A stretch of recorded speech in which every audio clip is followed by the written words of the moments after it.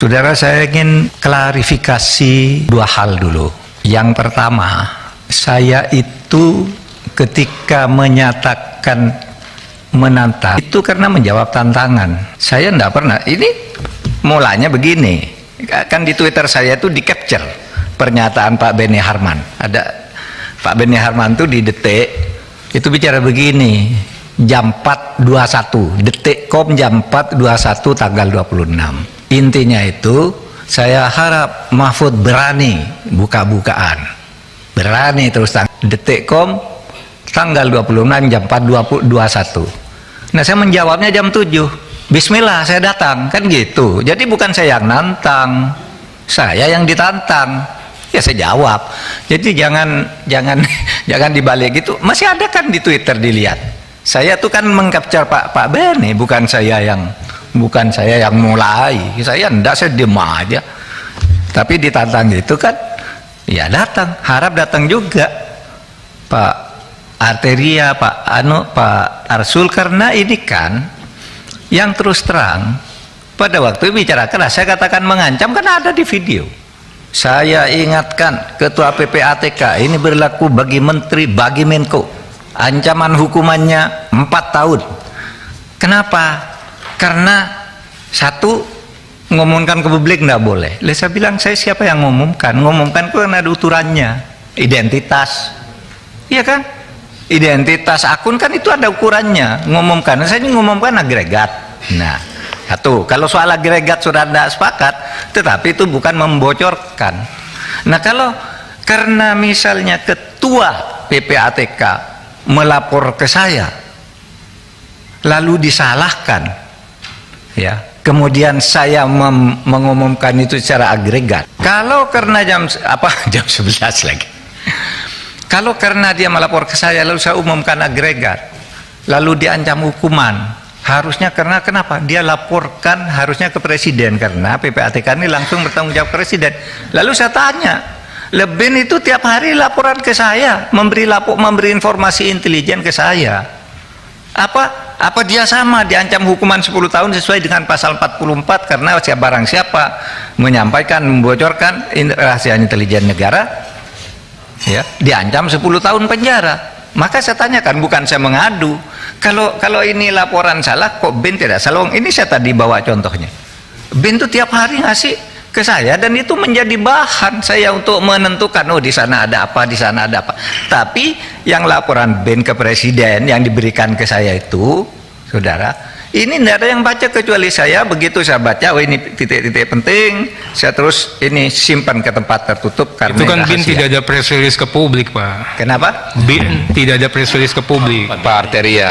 Apa tuh itu? Jangan kalau LH-nya diekspos ke publik, beda dong, analoginya nggak sama itu. Jangan disangka dulu. Silakan Pak Menko. Ya, LHA itu bukan itu tadi, ya, identitas. Kemudian saudara, saya bicara Markus. Ini tadi saya akan dipotong bicara Markus. Di DPR itu pernah terjadi peristiwa tanggal 17 bulan 2 tahun 2025. Namanya peristiwa Ustadz di Kampung Maling. Pada waktu itu Jaksa Agung miskomunikasi. Yang kedua, Pak Abdurrahman Saleh di sidang gabungan Komisi 2 dan 3 itu dituding-tuding. Saudara jaksa baik sekali, tapi saudara seperti Ustadz di Kampung Maling. Di kejaksaan tuh kotor semua. Ini ada, nanti di googling aja, di googling. Peristiwa itu jelas. Lalu jaksa-jaksa marah, kurang ajar kamu, katanya kepada anggota DPR. Kurang ajar kamu. Kami dianggap maling, ini dianggap Ustadz. Kamu kalau ngurus-ngurus perkara, habis marah-marah gini ngurus perkara, nitip pejabat, nitip ini. Itu kan tadi saya katakan begitu. Tapi terus dipotong. Bukan DPR sekarang, DPR yang lalu. Saya tidak begitu bodoh menyebut DPR sekarang, meskipun misalnya aja enggak mungkin dong nyebut. Disebut tapi, aja, Prof. Kalau ada justru disebut saja. Kenapa? Kalau ada terus disebut. Enggak, begitu bodohnya saya nyebut orang. Jadi perkara juga. Sudahlah, nanti kan ada aparat penegak hukum. Saya siapa? Tadi kan saya bilang dulu. Bahkan saya nyebut Pak Beni mungkin waktu itu ada, karena waktu itu sidang gabungan Komisi 2 ke Komisi 3. Pak Jaksa Agung dituding-tuding, wah kejaksaan Pak Abdurrahman Saleh itu Ustadz di Kampung Maling gitu loh. Lalu ribut. Siapa yang ribut tuh? Ahmad Lasso, Ya Ahmad Lopah. Lasso ya? Iya kan? Yang berdiri waktu itu. Kurang ajar kamu. Bisanya nih perkara di sini marah-marah. Lalu ada kepala kejaksaan tinggi hati, cabut sekarang juga. Lah itu jejak digitalnya masih ada, saudara. Jejak digitalnya masih ada. Makanya saya memberi ilustrasi hati-hati, gitu, hati-hati, gitu. Oleh sebab itu saya tidak akan cabut. Pak Ketua, boleh saya ini penting ini Pak. Pak Beni, silakan dulu Pak Beni. Kita mendengarkan ini waktunya mepet. Bukan, enggak apa-apa. Ini Jangan, udah nanti dulu Pak Beni. Oke, Biar sekarang selesai dulu. Sekarang saya jawab materinya. Enggak gini teman-teman, kan tadi kan sepakatnya bila dijawab untuk diselesaikan dulu. Kan kita masih panjang rapatnya. Masih ada hari esok Pak Beni. Biar konteksnya nyambung aja, baik-baik kita ngomong. Enggak, Tonnya rendah. kalau nanti selalu debat, Enggak akan pernah ketemu Pak. Tonnya rendah. Pak Mahfud tulisnya Instruksi Ketua. rendah. Yang penting Kalau dalam keadaan seperti ini persidangannya, Pak Ketua, izin kembali kepada tertib yang ada. Apa kata tertibnya di sini, maka itu kita jalankan. Silakan baca Pak Beni apa tertibnya. Silakan. ada. Ada. Silakan. Interupsi itu hak. Manakala nama disebut. Kan gitu Pak. Jadi, saya mau luruskan Pak. Jadi pada saat itu saya ada. Kalau Prof. Mahfud masih ingat, saya yang menyampaikan Ustadz di Kampung Maling. Sudah itu disambung oleh Anhar Nasution.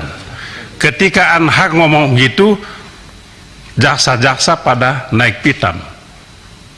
Waktu itu saya masih ingat betul disampaikan, kalau Anda yang ngomong saya tahu, tapi kalau yang ini yang ngomong kami tidak terima karena apa? Ya itu tadi yang disampaikan oleh Prof. Mahfud.